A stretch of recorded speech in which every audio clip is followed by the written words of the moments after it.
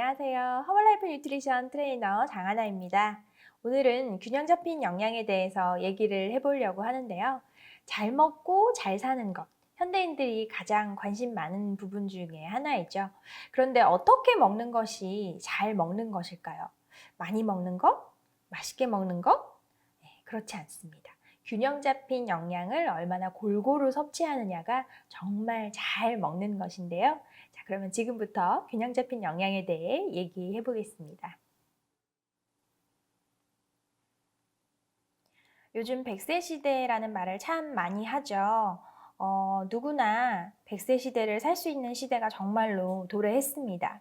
그런데 골골하게 100세까지 사는 것은 다 원하지 않으실 거예요.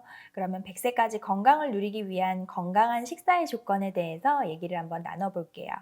첫 번째로 단백질이 풍부한 식사를 하셔야 됩니다. 그리고 두 번째로 그 밖의 영양소, 비타민과 무기질, 허브 등의 성분들을 풍부하게 섭취하셔야 되고요. 세 번째, 칼로리는 적절히 섭취를 하셔야 됩니다. 자, 이렇게 드시는 것이 바로 균형 잡힌 뉴트리션이라고 할 수 있는데요. 건강한 뉴트리션의 조건은 4대 3대 3의 비율을 가지고 있습니다. 4는 뭐냐? 건강한 탄수화물이 전체 식사의 한 40% 정도, 그리고 여기에는 식이섬유가 25g 정도가 꼭 포함이 되어야 됩니다. 그리고 두 번째, 3은 건강한 단백질 30%를 의미합니다. 그리고 세 번째, 마지막으로 3은 건강한 지방 30%를 의미하는데요. 그래서 탄수화물, 단백질, 건강한 지방의 비율이 4대 3대 3이 되도록 섭취를 하는 것이 건강한 뉴트리션입니다. 건강한 뉴트리션에는 특징이 있어요. 탄수화물이라도 그냥 탄수화물이 아니라 복합 탄수화물을 드셔야 되는데요. 복합 탄수화물의 특징은 식이섬유가 풍부하다라는 거, 그리고 비타민과 무기질을 함께 가지고 있어야지 우리가 복합 탄수화물, 건강한 탄수화물이라고 얘기를 할 수 있습니다. 자, 그리고 단백질도 건강한 단백질은 조건이 있습니다. 일단은 포화지방이 적어야 되고요. 그리고 비타민과 무기질을 같이 함유하고 있을수록 건강한 단백질이라고 얘기를 할 수 있습니다.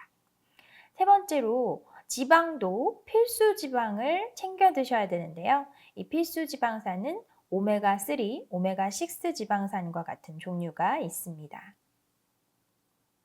자, 우리가 탄수화물이나 단백질, 지방을 먹게 되면 소화기관을 거쳐서 작은 단위의 영양소로 소화가 됩니다.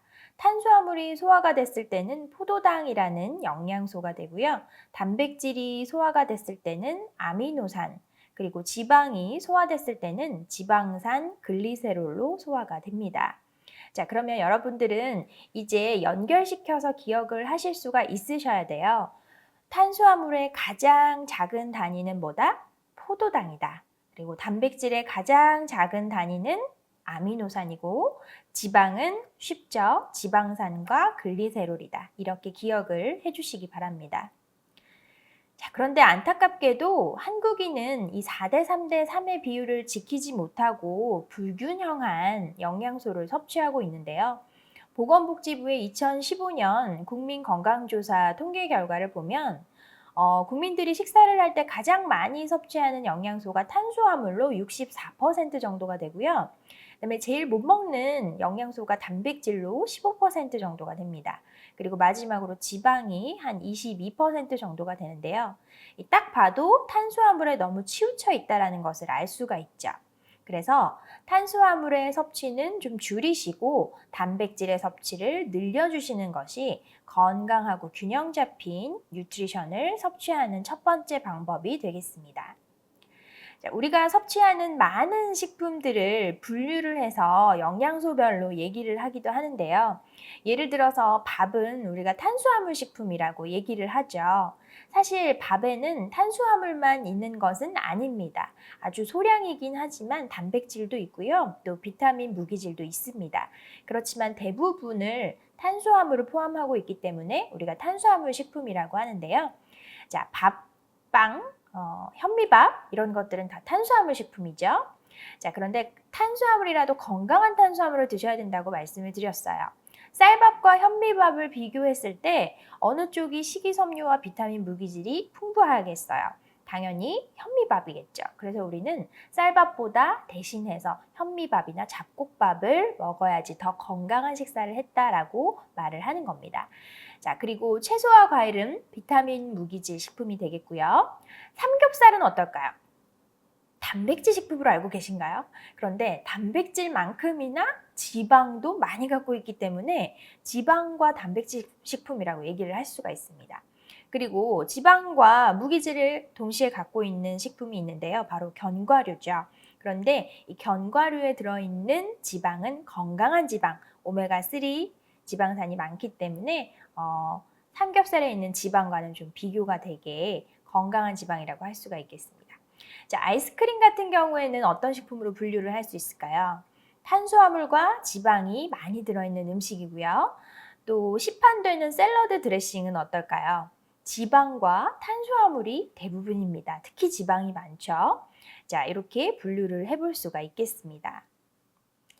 자, 가끔 이런 분들이 있어요. 나는 기름진 거 좋아하지 않고 튀긴 것도 좋아하지 않고 왜 살이 찌는지 모르겠어요. 네, 저는 알겠습니다. 자, 그런 분들의 식습관을 살펴봤을 때 탄수화물 식품을 과잉되게 섭취하고 있는 경우가 굉장히 많아요.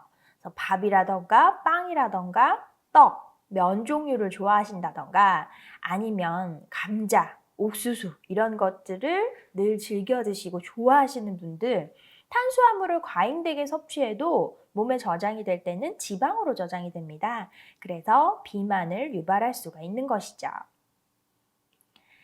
자, 그러면 100세 시대의 건강한 식사의 조건 실전 연습을 한번 연습해 볼까요? 오늘 100세 시대 건강 식사의 조건, 균형 잡힌 영양에 대해서 알아봤습니다. 진짜 잘 먹는 거는 맛있는 거 먹고 많이 먹고 이런 것도 좋겠지만 필수 영양소를 골고루 섭취하는 게 진짜 잘 먹는다라는 거 기억을 하시고요. 비율이 얼마였죠? 4대 3대 3. 건강한 탄수화물, 건강한 단백질, 건강한 지방으로 꼭 챙겨 드시기 바랍니다.